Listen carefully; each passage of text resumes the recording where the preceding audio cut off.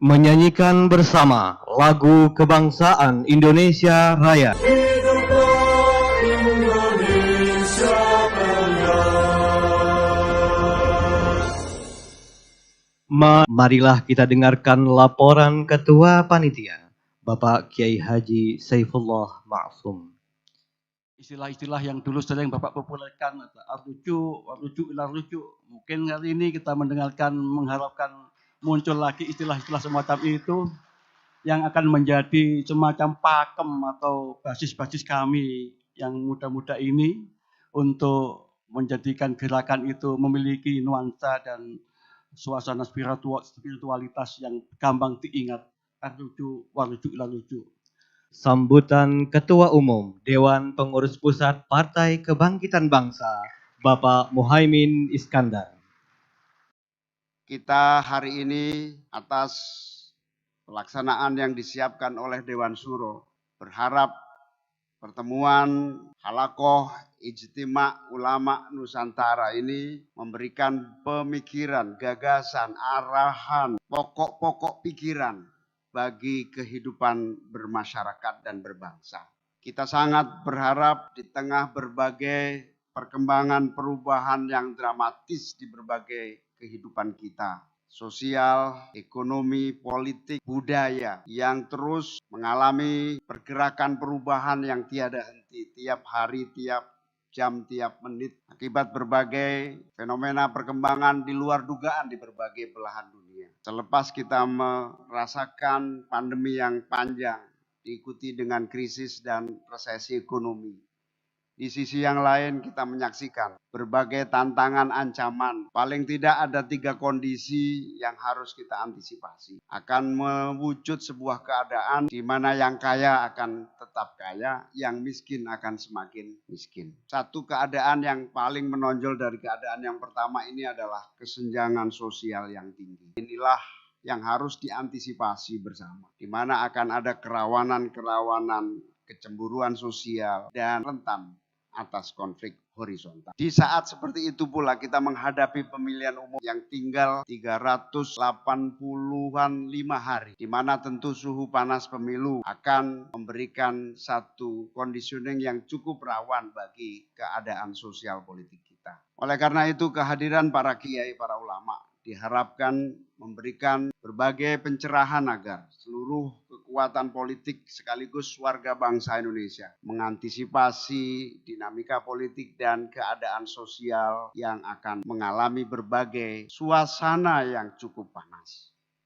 Laporan yang kedua yang ingin kami sampaikan adalah bahwa secara struktural DPP, DPW, DPC sebagaimana yang telah ditetapkan oleh KPU dalam memasuki tahapan-tahapan pemilihan umum telah memiliki berbagai tahapan persiapan yang cukup membanggakan. Kalau tahun 2019 kita juga nomor 1, calon presiden dan wapresnya juga nomor 1.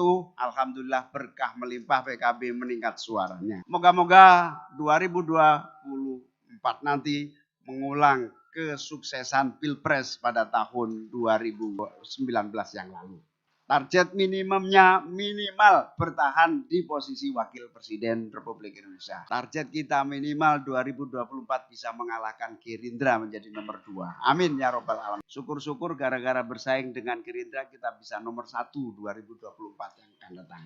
Amin ya robbal alamin. Yang harus ditegaskan terutama mohon fatwa dalam ijtima ulama Nusantara ini agar meneguhkan kembali hukumnya menerima amplop dalam menentukan pilihan pada setiap pemilihan umum. Banyak orang menunggu sikap PDIP soal perpanjangan pemilu, soal periodisasi pemilu. PDIP sudah menegaskan, PKB juga ingin menegaskan. Insya Allah dan kita dukung pemilu tetap sesuai dengan jadwal yang telah diputuskan 14 Februari tahun 2024. Partai yang menjadi matiyata li harakati siyasiyah al-kiyaiyah. Wadah untuk menjadi tempat gerakan politik kiai. Politik kiai itu politik yang harus mengikuti aspirasi kiai.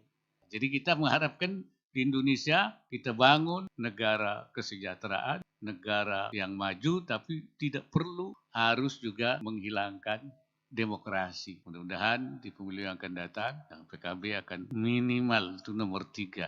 Supaya bisa lebih berperan dalam menjaga negara, bangsa, sekaligus himayatul watan wa himayatul ummah itu. Peran politiknya bisa lebih besar. Pemerintah juga sekarang mencari, memilih ini menurut pemerintah yang terbaik. Boleh saja dikritisi, tapi billati hiya ahsan. Karena dengan cara yang terbaik itu, andai kata ada saja antara kita suatu pihak dengan yang lain ada permusuhan, itu justru pemusuhannya akan hilang. Karena cara-cara yang terbaik itu akhirnya menjadi saudara walaupun berbeda. Saya kira itu, kiai sekalian, saya berharap kiai, terutama kiai-kiai yang tergabung dalam PKB, itu jangan lemah, jangan bosan, berjuang, menjaga umat, himayatul ummah, wa himayatul watan, dan melalui PKB, sekaligus supaya PKB juga berperan lebih besar ke depan.